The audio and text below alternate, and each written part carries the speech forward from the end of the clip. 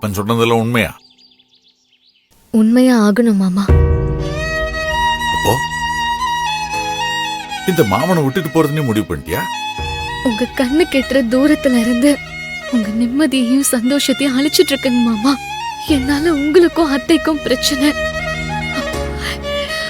முடியலங்க மாமா.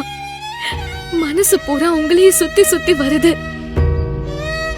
இப்ப அத்தை சண்டை போட்டுட்டு இருப்பாங்களோ இல்ல மாமா என்ன பண்ணிட்டு இருப்பாரோன்னு நினைப்பு பூரா உங்க மேலே இருக்குங்க மாமா. இந்த மாமா நமக்கு ஒரு நல்ல வாழ்க்கையை அமைச்சு கொடுக்க மாட்டான்னு நீ முடிவே பண்ணிட்டேல. 2 பசங்க இருந்தோம். யாராவது ஒருத்தனை உன்னை கட்டி வச்சு உன்னைய வீட்டுக்கு மருமகளா கூட்டிட்டு வர்றதுக்கு துப்பு இல்லாதவன் ஆயிட்டனே. இல்லங்க மாமா, அப்படி என்ன நீங்க வளர்க்கலையே. அந்த நினைப்பு எனக்கு வந்ததே இல்லைங்க மாமா. 2 அத்தானுங்களுக்கும் வந்ததில்ல.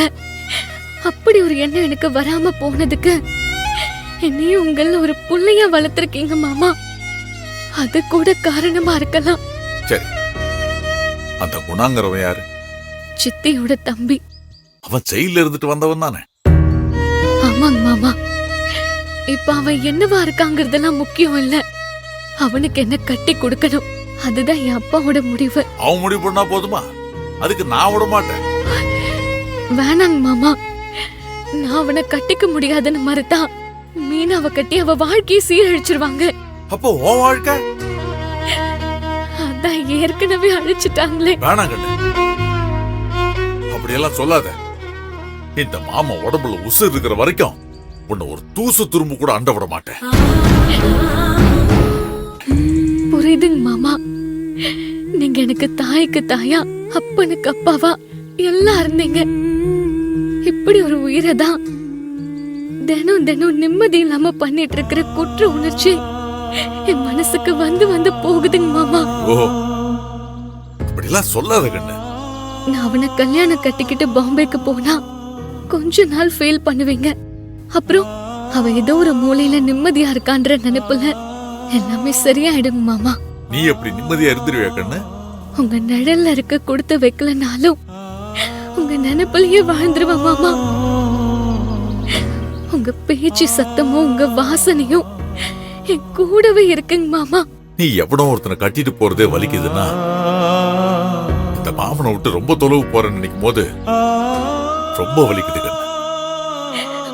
அண்ணன் கூப்பிடுற தொலைவுல தான் இருக்கா, பாக்குற இடத்துல தான் இருக்கான்னு நான் ஏதோ என் மனசை தேத்திக்கிட்டு இருந்தேன். ஆனா நீ ரொம்ப தொலைவு போறன்னு நினைக்கும் போது என் உசுரும் கூடிய வந்துருங்கண்ணு. உங்க அம்மா செத்து போனப்ப எனக்கு வலிச்ச வலியை விட நீ என்னை விட்டு பிரிச்சு போறங்கிறது ரொம்ப வலியா இருக்குன்னு. கண்ணு, உன் மாமனை மறந்துட்டு போற இடத்துலதான் உன் மனசுல வச்சிருந்தியா? இல்லங்க மாமா. என் ஈர கொலைய அறுத்து போட்டாலும் அது என் மாமா பேரதான் சொல்லும். இன்னொரு பொறுப்பு இருக்குதான்னு தெரியல. இருந்தா என் மாமனையே எனக்கு அப்பனா படைச்சிருன்னு சாமி கிட்ட வேண்டிட்டு இருந்தேன். இப்போலாம் எனக்கு அம்மாவா ஆக்கிடுன்னு கெஞ்சுற மாமா. என்ன என் தாய்க்கு மேல பாத்துக்கிட்ட உறவு மாமா நீங்க. வேணா கண்ணு, வேணா. இதுக்கு மேல எதுவும் சொல்லாத. இந்த மாமனால தாங்கிக்க முடியாது. அவ வேணாம் கண்ணு, அந்த மாப்பிள்ள வேணாம். நான் பாத்துக்கிறேன். இல்லங்க மாமா, இது வரைக்கும் உங்களை கேட்டுதான் நான் எந்த முடிவும் எடுப்பேன். வாழ்க்கையில முதல் தடவையா ஒரு முடிவை எடுத்துட்டு தான் உங்ககிட்ட சொல்றேன். எனக்கு நீங்க வேணும் மாமா.